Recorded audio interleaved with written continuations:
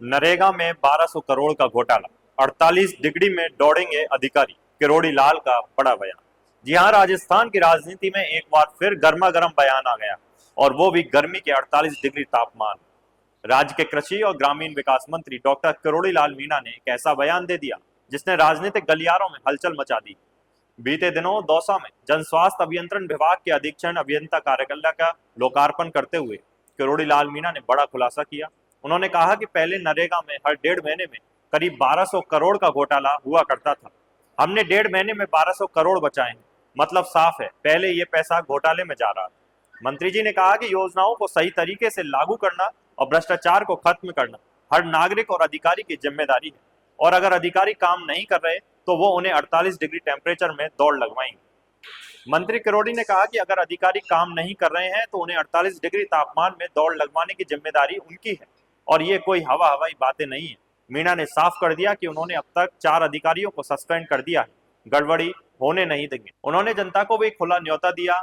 उन्होंने कहा कि अगर कोई विधायक या अधिकारी गलती करता है तो सीधे मुझे बताओ, मैं बुरा नहीं मानूंगा। लोकतंत्र में आपका अधिकार है, और कोई गलती करता है तो मेरी जानकारी में लाओ, मैं बुरा नहीं मानूंगा। राजनीति में जातिवाद के बढ़ते चलन के बीच किरोड़ी लाल मीणा ने एक मिसाल पेश की। उन्होंने कहा कि वो किसी भी एक जाति की राजनीति नहीं करते। किसी एक जाति की राजनीति करने से आप लंबे समय तक नहीं चल सकते। सभी जातियों और समाज को साथ लेकर चलना है। उन्होंने साफ कहा कि मीणा समाज की जिम्मेदारी अब सांसद मुरारी लाल मीणा की है, और वो बाकी समाजों की जिम्मेदारी अब खुद लेंगे। बात सिर्फ भ्रष्टाचार की नहीं थी, विकास योजनाओं पर भी मंत्री जी ने साफ संदेश दिया। उन्होंने कहा कि दौसा के सभी बांधों को अब ईआरसीपी पीकेसी योजना से जोड़ दिया गया है। अगर चांद्राना बांध में भरपूर पानी बाणगंगा में छोड़ा जाए तो भरतपुर तक के किसानों को लाभ मिल सकता है।